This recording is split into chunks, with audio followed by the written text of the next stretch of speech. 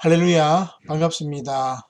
오늘은 성경 통독 열왕기상 말씀입니다. 열왕기상은 전반부는 솔로몬의 생애를 자세하게 개관하고 있습니다. 그래서 솔로몬의 영도력 아래 이스라엘은 영토의 크기와 국력에 있어서 절정기를 맞이하게 되죠. 그래서 다윗 왕과 솔로몬 시대에 이스라엘은 부강한 나라로 거듭나게 됩니다. 우리나라로 치면 옛날 고구려 시대의 강기도 대왕과 장수왕 시절이라고 볼 수가 있겠죠. 아무튼 솔로몬은 성전을 또 건축하고 또 그의 위대한 업적들로 말미암아 전 세계적인 명예와 존경을 받게 됩니다. 그러나 하나님을 향한 이러한 솔로몬의 열망은 솔로몬의 말년에 이르러서 급속도로 퇴락하게 됩니다. 그 이유는 솔로몬이 맞이했던 이방인 아내들 때문이지요. 그래서 하나님께서 그 마음을 돌이키시게 되는 거죠. 그 결과 결국 솔로몬 사후에 이스라엘은 북왕국 이스라엘과 남유다로 갈라지게 되는 것입니다. 오늘 열왕기상 말씀을 보면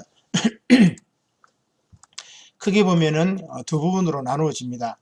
하나는 통일 왕국이고 솔로몬 사후의 분열 왕국으로 나누어주는 거죠. 그래서 통일 왕국 쪽에서는 우리가 솔로몬에 대한 것들을 볼 수 있습니다. 솔로몬이 등극하고 솔로몬이 지혜를 구하고 솔로몬이 성전을 건축하고 솔로몬의 명성이 더 높아지고 결국 이제 마지막에는 솔로몬이 이제 퇴락하고 즉 쇠망하는 단계를 보여줍니다. 그 이후에 이제 분열 왕국이 되죠. 그래서 왕국이 북왕국 이스라엘과 남유다로 나누어지게 됩니다. 그 이후에는 이제 초기의 왕들, 열왕들의 역사를 살펴봅니다. 이 열왕들의 역사 초기에 북왕국에서 활약했던 연자가 있죠. 그이가 바로 엘리야입니다. 엘리야의 사역이 바로 17장부터 21장까지 이어집니다. 특별히 우리가 엘리야 하면 빠뜨릴 왕이 바로 아합 왕이죠. 아합 왕과 이세벨의 통치를 엿볼 수가 있습니다. 또 그 이후에 이제 여호사밧 왕의 통치로 열왕들의 역사가 쭉 이어지게 되는 것이죠. 중심 주제는 열왕들의 정치, 내분으로 분열된 왕국 이렇게 볼 수가 있겠습니다. 이 열왕기상의 핵심적인 단어는 내 아비 다윗의 행함과 같이, 즉 열왕들이 다윗의 행위와 같이 정직하고 잘못했을 때는 하나님께 회개하는 그러한 모습이 있으면 너희들에게 복을 줄 것이고 그리하지 않으면 망할 것이다. 그런 이야기죠. 자, 그러면 열왕기상 핵심 통독을 하도록 하겠습니다. 1장과 2장은 솔로몬 왕의 즉위지요. 그래서 1장 38절, 39절을 핵심 통독 여러분 줄을 끄면서 같이 읽어보도록 하겠습니다. 1장 38절로 39절입니다. 솔로몬 왕의 즉위지요. 제사장 사독과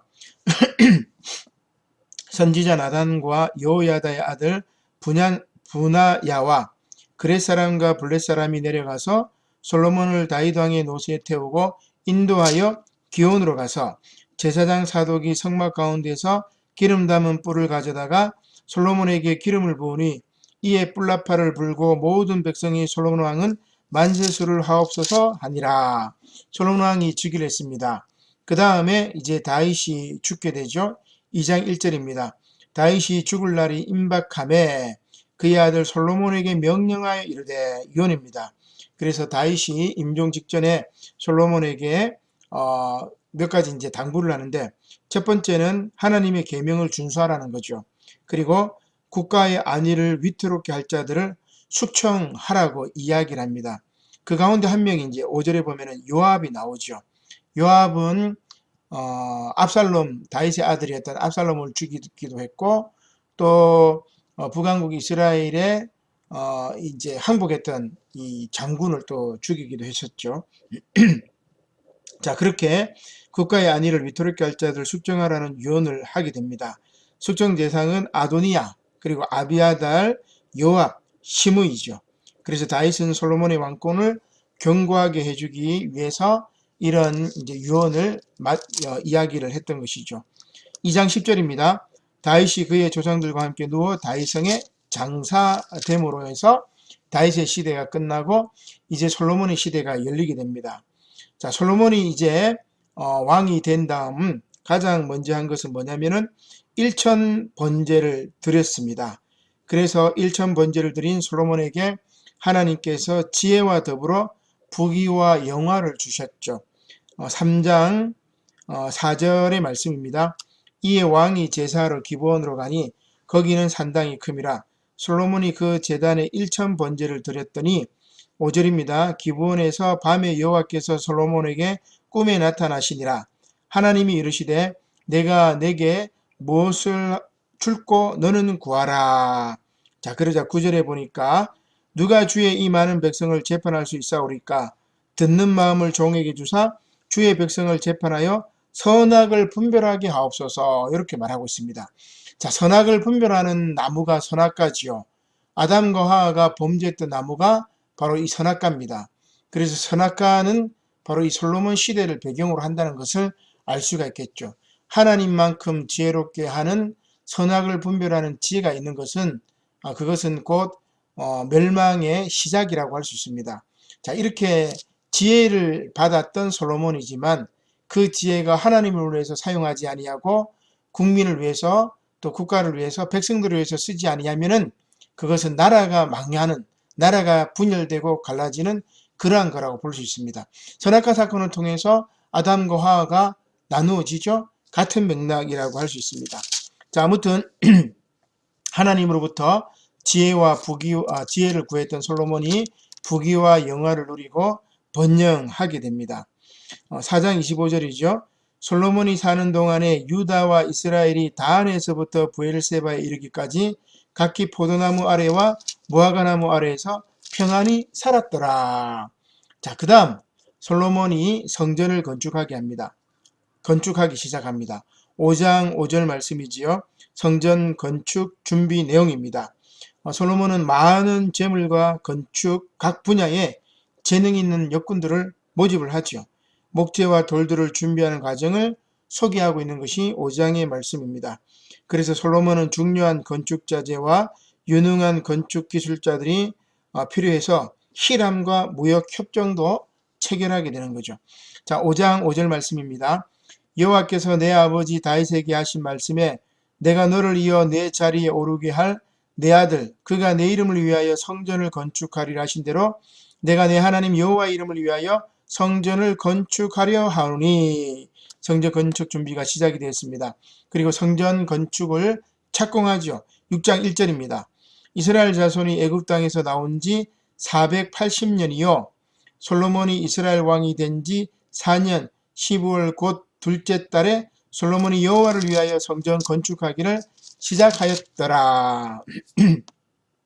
자, 이렇게 솔로몬이 성전 건축을 이제 완공하게 됩니다. 7장 1절에 보니까 솔로몬 왕궁을 먼저 13년 동안 건축하죠. 7장 1절입니다. 솔로몬이 자기의 왕궁을 13년 동안 건축하여 그 전부를 준공하니라. 그가 레바논 나무로 왕궁을 지었다고 이야기를 하고 있습니다. 근데 보면은 솔로몬이 성전 건축한 후에 자신의 왕궁을 건축하기 시작했는데 솔로몬 왕궁의 건축물은 외형상으로는 하나님의 성전보다 규모가 컸습니다. 그리고 성전 이 건축 기간 또한 더 길었죠. 그래서 수도 예루살렘이 드디어 솔로몬 성전과 왕궁이 건축되게 되는 그런 장면입니다. 그 다음 8장입니다. 이제 성전 봉헌식인데 이 봉헌식을 하기 위해서 먼저 법궤를 옮겨오는 장면이 있습니다. 8장 6절이죠. 제사장들이 여호와의 언약궤를 자기의 처소로 메어 드렸으니 그 성전의 내소인 지성소 그룹들의 날개 아래라. 자, 지성소 안에 이제 법궤를 옮겨 놨죠. 그리고 성전 봉헌식을 합니다. 8장 63절입니다. 솔로몬이 화목제의 희생 제물을 드렸으니 곧 여호와께 드린 소가 22,000마리요 양이 12만 마리라. 이와 같이 왕과 모든 이스라엘 자손이 여호와의 성전의 봉헌식을 행하였는데 봉헌식을 하고 그 다음에 이제 솔로몬의 명성이 더 높아지게 됩니다. 9장의 말씀인데 하나님의 이 계시와 언약에 대한 말씀을 먼저 시작을 하게 되죠. 하나님께서 솔로몬에게 임재하사 언약을 하시는 장면입니다. 즉 솔로몬과 백성들이 하나님이 주신 말씀에 순종하면 저주를, 불순종하면 저주를 줄 것이요 하나님의 말씀에 순종하면 축복을 주실 것이라는 그런 말씀입니다. 9장 4절 말씀이지요. 내가 만일 내 아버지 다윗이 행함같이, 자 여기에 이제 주제가 나오죠. 내 아비 다윗이 행함과 같이 마음을 온전히 하고 바르게 하여 내 앞에서 행하며 내가 내게 명령한 대로 온갖 일에 순종하여 내 법도와 율례를 지키면, 이제 뭡니까? 5절에 내가 내 아버지 다윗에게 말하기를 이스라엘의 왕위에 오를 사람이 내게서 끊어지지 아니하리라. 자, 그 다음 6절입니다. 만일 너희나 너희의 자손이 아주 돌아서서 나를 따르지 아니하며 내가 너희 앞에 둔 나의 계명과 법도를 지키지 아니하고 가서 다른 신을 섬겨 그것을 경배하면 내가 이스라엘을 내가 그들에게 준 땅에서 끊어버릴 것이요 내 이름을 위하여 내가 거룩하게 구별한 이 성전이라도 내 앞에서 던져버리리니. 이스라엘은 모든 민족 가운데서 속담거리와 이야기거리가 될 것이다. 세 가지 저주를 말하죠. 하나는 땅에서 끊어버릴 것이고 또 하나는 성전 또 던져버릴 것이고 마지막 하나는 이스라엘 백성들을 모든 민족 가운데서 속담거리와 이야기거리, 즉 조롱거리로 전락시키겠다는 그런 이제 말씀입니다. 자, 그 다음에 이제 스바 여왕이 솔로몬을 방문하죠. 10장 1절입니다. 솔로몬 왕의 지혜와 부귀영화의 소식을 듣고 찾아온 스바 여왕과의 대화죠. 10장 1절 스바 여왕이 여호와의 이름으로 말미암은 솔로몬의 명성을 듣고 와서 어려운 문제로 그를 시험하고자 하여, 그러나 이제 이 스바 여왕은 솔로몬의 지혜와 부귀와 영화가 어떠한지 확인하고 싶었죠. 그러나 결국 솔로몬의 지혜와 부유함이 하나님에 의한 것임을 알고 하나님을 칭송하게 되었다는 이야기입니다. 자, 이렇게 솔로몬의 지혜와 솔로몬의 명성이 더 높아졌지만 이제 마지막에는 솔로몬의 이제 타락으로 이어집니다. 11장 말씀이죠. 솔로몬의 타락과 솔로몬의 몰락에 관한 내용이 이어집니다.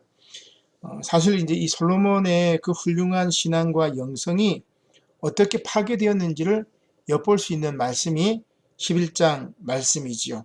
솔로몬의 그 훌륭한 신앙과 영성은 뭡니까? 서두에 말씀드린 것처럼 많은 이방인 여성들을 부인으로 주고 첩으로 두고 또한 외교 정책의 일환으로 이들을 이제 받아들일 수밖에 없다고 할 수도 있겠지만 그들로 말미암아 우상 숭배에 빠지게 됐다, 그런 이야기입니다.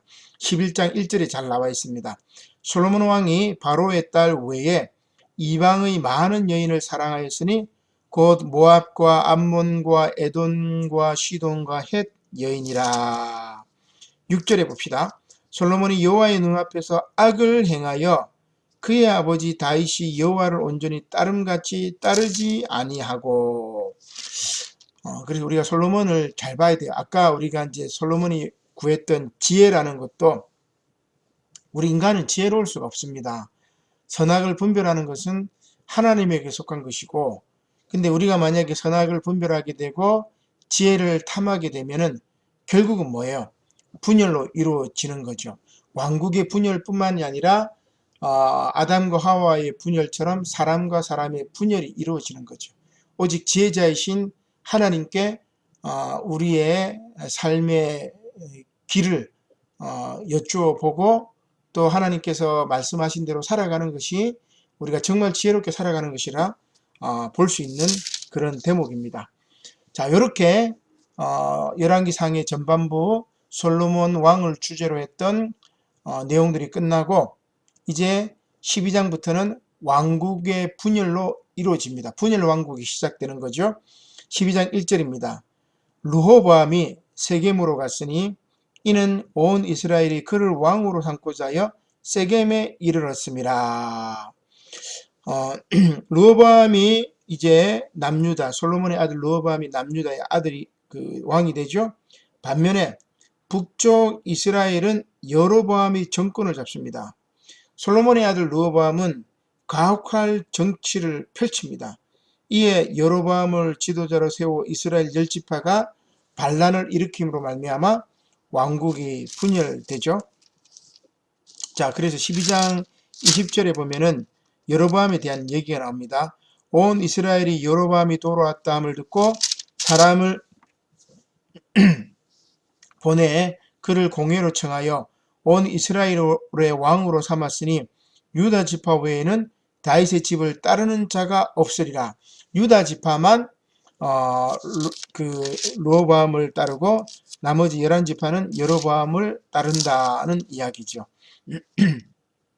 자, 그런데 12장 25절에 보면은 여로보암이 에브라임 산지에 세겜을 건축하고 거기서 살며 또 거기서 나가서 뭐 분우엘을 건축하고 그의 마음에 스스로 이르기를 나라가 이제 다윗의 집으로 돌아가리로다.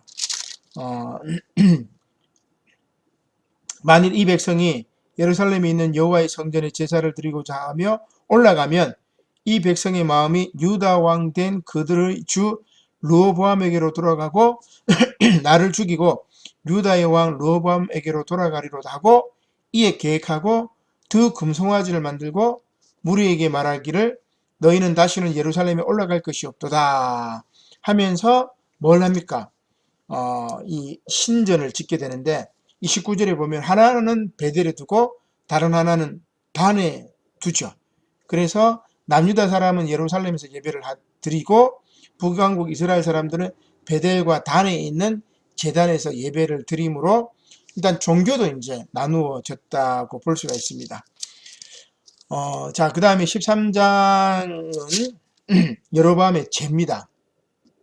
13장 33절이죠. 물론 우리가 12장에 방금 베델과 단에 제단을 둔 것도 여로보암의 죄겠지만 13장 33절에는 이렇게 이야기합니다. 여로보암이 이 일 후에도 그의 악한 길에서 떠나 돌이키지 아니하고 다시 일반 백성을 산당의 제사장으로 삼되 누구든지 자원하면 그 사람을 산당의 제사장으로 삼았으므로 이 일이 여로보암 집의 죄가 되어 그 집이 땅 위에서 끊어져 멸망하게 되니라. 자, 중요한 이제 내용이 나옵니다. 어떤 내용입니까? 베델과 단에 뭡니까? 예루살렘 성전과 같은 신전을 지었고 그 다음에 그 신전, 그 산당의 제사장을 누구로 삼았느냐면 원래 제사장은 대대로 레위 지파 사람들이 감당을 했죠. 그런데 여기 보니까 13장 33절에 보면은 일반 백성을 산당의 제사장으로 삼되 누구든지 자원하면 그 사람을 산당의 제사장으로 삼았단 말이에요. 요즘으로 말하면 이제 신학생들이나 목회자를 무분별하게 이제 배출하는 거죠. 이런 것들이 여로보암의 죄라고 이야기를 할 수가 있습니다. 자, 결국 이 여로보암의 죄로 인해서 하나님께서 여로보암에 대한 심판의 예언을 합니다. 14장 10절이죠. 그러므로 내가 여로보암의 집에 재앙을 내려 여로보암에게 속한 산에는 이스라엘 가운데 매인자나 노인자나 다 끊어버리되 거름더미를 쓸어버린 같이 여로보암의 집을 맑게 쓸어버릴지라. 11절 한번 보세요. 여로보암에게 속한 자가 성읍에서 죽은 개가 먹고 들에서 죽은 즉 공중의 새가 먹으리니 이는 여호와께서 말씀하셨음이니라. 나중에 이제 아시리아의 포로로 아시리아에 의해서 북왕국 이스라엘이 멸망할 때 바로 이런 상황에 처하게 되는 거죠. 자, 그 다음에 15장은 초기의 왕들에 대한 이야기입니다. 남유다의 3명의 왕, 북왕국 이스라엘의 2명의 왕입니다. 자, 요거는 이제 뭐 여러분 체크만 이렇게 하면 될 것 같아요. 자, 15장 1절에 보면은 느밧의 아들 여로보암 왕 18째 해에 아비암이 유다 왕이 되고 그래서 르호보암을 이어 남유다의 2번째 왕이 된 아비야라고도 합니다. 아비암. 이 아비암의 3년간의 통치를 이야기합니다. 그리고 15장 9절에 보니까 이스라엘의 여로보암 왕 제20년에 아사가 유다 왕이 되어, 즉 남유다의 3대 왕인 아사에 대한 이야기죠. 그리고 실제로 이제 이 아사가 종교개혁을 단행하게 됩니다. 그리고 또 말씀을 보면은 남유다의 4대 왕인 여호사밧 왕에 대한 이야기 나옵니다. 24절이죠. 15장 24절. 아사가 그의 조상들과 함께 잠에 그의 조상들과 함께 그의 조상 다윗의 성읍에 장사되고 그의 아들 여호사밧이 대신하여 왕이 되니라. 여호사밧도 이제 종교개혁을 단행합니다. 아사 왕이라든지 여호사밧 왕이라든지 종교개혁을 단행했던 왕이고, 그 다음에 이제 북왕국 이스라엘의 왕을 2명을 소개를 하고 있죠. 25절입니다. 유다의 아사 왕 둘째 해에 여로보암의 아들 나답이 이스라엘의 왕이 되어 2년 동안 이스라엘을 다스리니라. 그 다음에 북왕국의 세 번째 왕은 15장 33절입니다. 유다의 아사 왕 셋째에 아히야의 아들 바사가 디르사에서 모든 이스라엘의 왕이 되어 24년 동안 다스리니라. 근데 이 나답도 마찬가지고 또 이 바하사도 마찬가지고, 물론 이제 나답은 암살당하지요. 그리고 바하사의 아주 폐역한 통치가 기록이 되고 있습니다. 34절에 보니까 바하사가 여호와 보시기에 악을 행하여 여로보암의 길로 행하며 그가 이스라엘에게 범하게 한 그 죄 중에 행하였더라. 이런 이야기합니다. 그리고 15장에 보면은 나답의 암살 내용이 나오는데 15장 26절입니다. 나답이 여호와 보시기에 악을 행하되 그의 아버지의 길로 행하며 그가 이스라엘에게 범하게 한 그 죄 중에 행한지라. 이에 이사갈 족속 아히야의 아들 바하사가 그를 모반하여 블레셋 사람에게 속한 기브돈에서 그를 죽였으니, 이게 이제 쿠데타죠. 북왕국은 계속 왕조가 바뀌어요. 남유다는 다윗 왕의 이제 후손들이 계속 이제 왕위를 받게 되겠죠. 자, 그 다음 16장에는 북왕국의 네 번째 왕 엘라, 다섯 번째 왕 시므리, 그리고 여섯 번째 오므리, 그 다음에 일곱 번째 아합 왕에 대한 이야기입니다. 그 16장 6절입니다. 바하사가 그의 조상들과 함께 잠에 디르사에 장사되고 그의 아들 엘라가 대신하여 왕이 됐죠. 그도 물론 악을 행합니다. 그 다음 16장 10절입니다. 시므리가 들어가서 그를 쳐 죽이고, 뭡니까? 엘라를 쳐 죽였다는 말이죠. 그를 대신하여 왕이 되니 곧 유다의 아사 왕 제27년이다. 여기도 쿠데타로 시작되게 됩니다. 그 다음에 이 시므리는 7일 천하로 끝나지요.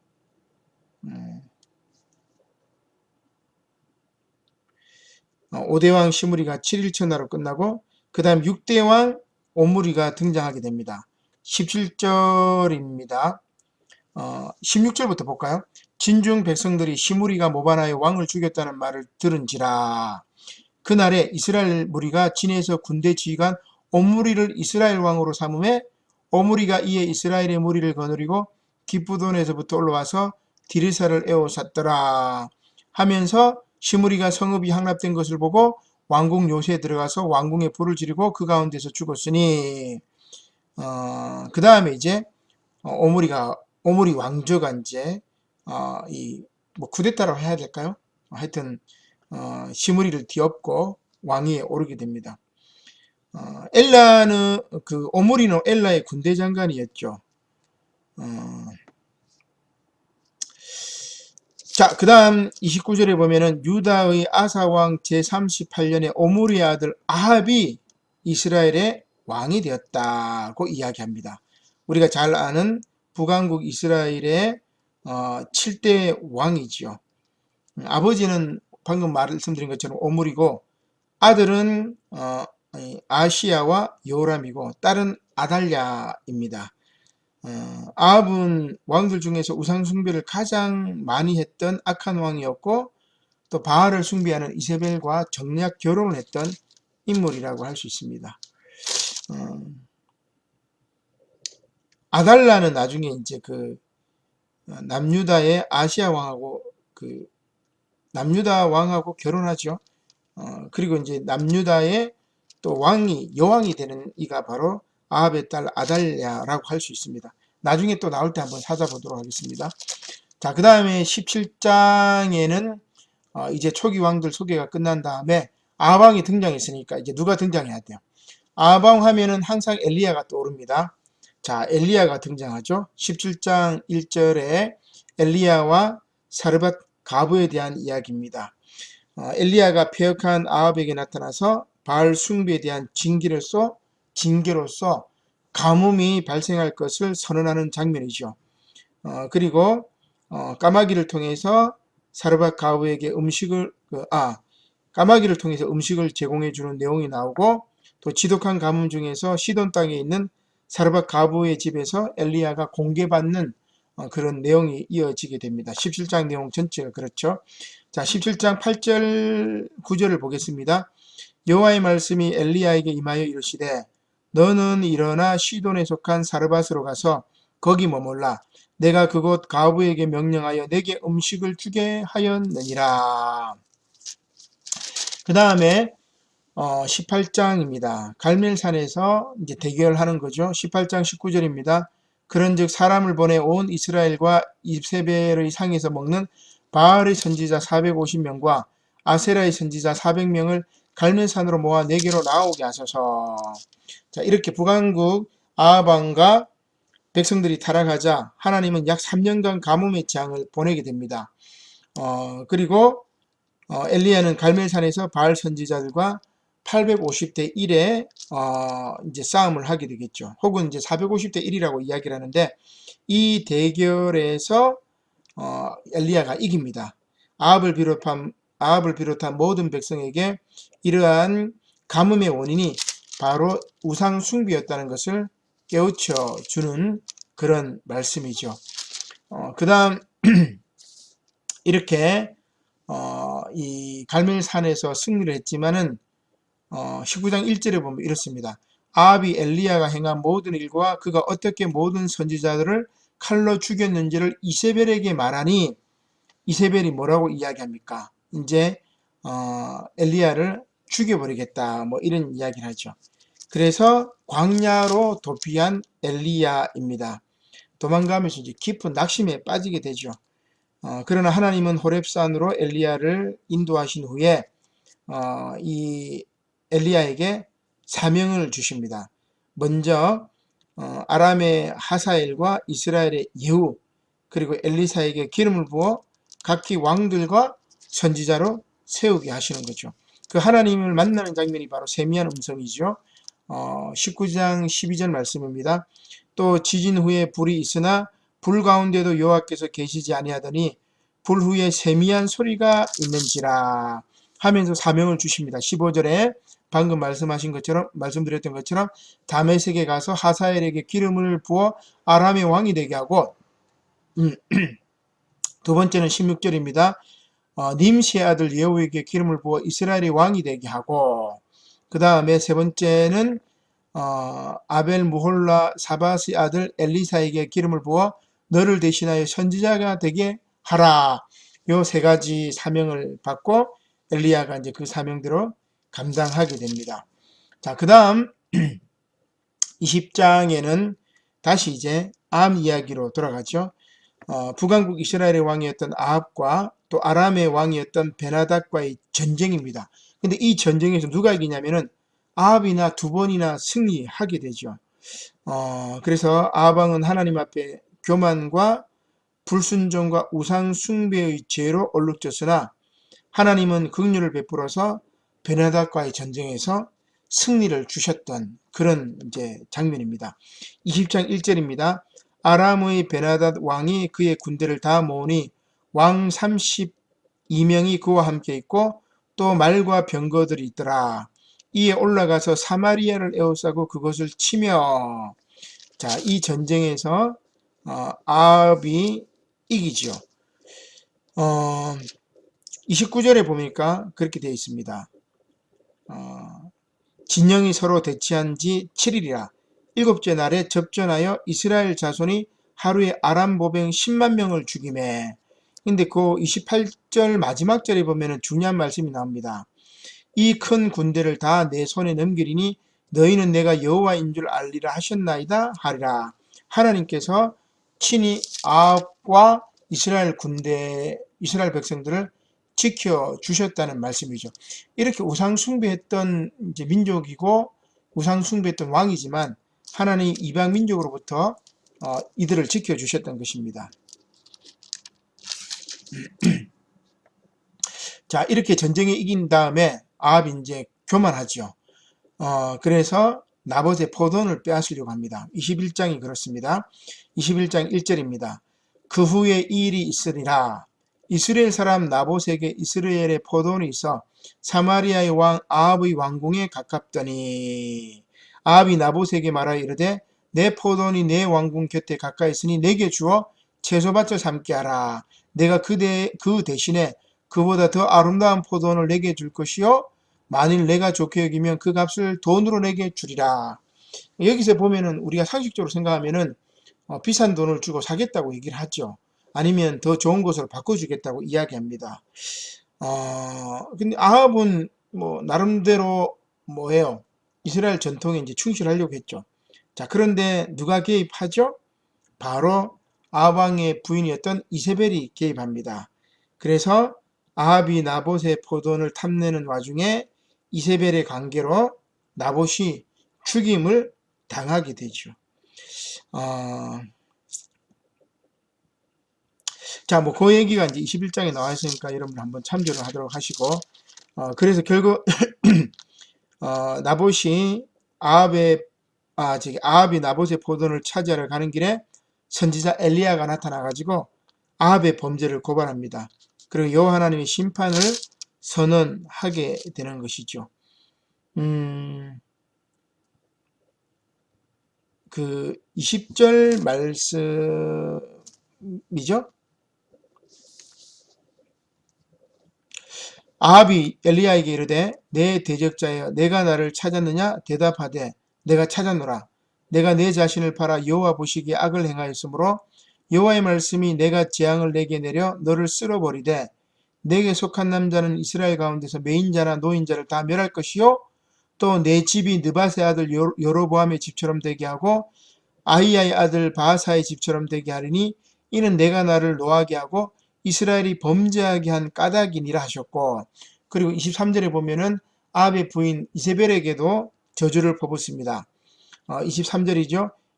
이세벨에게 대하여도 여호와께서 말씀하여 이르시되 개들이 이스라엘 성읍 곁에서 이세벨을 먹을지라. 아합에게 속한 자로서 성읍에서 죽은 자는 개들이 먹고 들에서 죽은 자는 공중의 새가 먹으리라. 참 이렇게 비참한 이제 멸망을 선포하게 되는 것이죠. 자, 이제 마지막 22장입니다. 22장은 남유다의 왕 여호사밧이 그 아합과의 전쟁에 동참한 내용들을 보여줍니다. 선지자 미가야가 출전을 앞둔 아합에게 죽음을 예언하죠. 그래서 변정한 채 전쟁에 나가 아합이 죽어간 장면, 그리고 아합의 아들 아시아가 이스라엘의 새 통치자가 되는 그런 내용이 나와 있습니다. 37절이죠. 왕이 죽음에, 아합왕의 죽음입니다. 그의 시체를 메어 사마리아에 이르러 왕을 사마리아에 장사하게 되었습니다. 그리고 42장에 보면은 여호사밧이 왕이 될 때에 나이가 35세라 예루살렘에서 25년 동안 다스리니라. 이제 남유다의 네 번째 왕인 여호사밧이 이 왕이 되었다, 그 이야기입니다. 그 다음에 51절에 보면은 유다의 여호사밧 왕 제17년에 아합의 아들 아시아가 사마리아에서 이스라엘 왕이 되어 2년 동안 이스라엘을 다스리니라.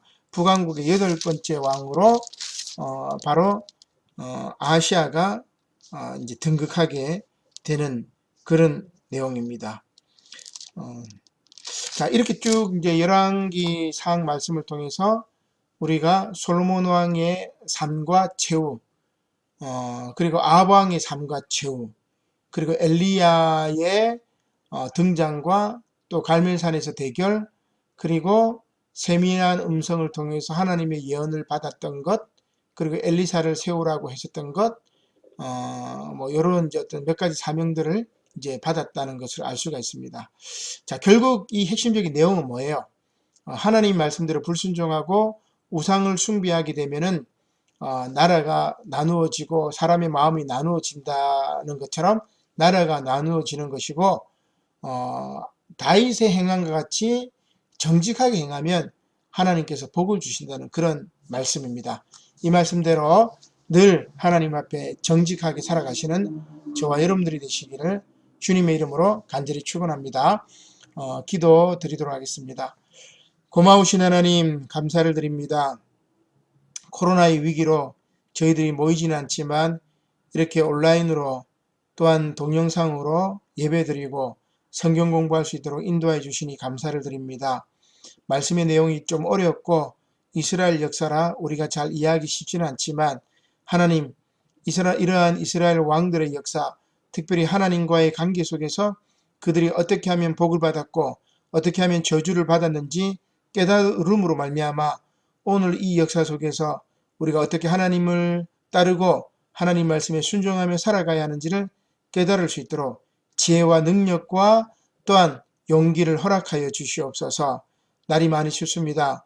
우리 성도님들 한 분 한 분 건강을 지켜주시고 눈동자같이 보살펴 주시고 이 코로나 위기 속에서 경제 위기 당하지 않도록 하나님 함께하여 주시옵소서.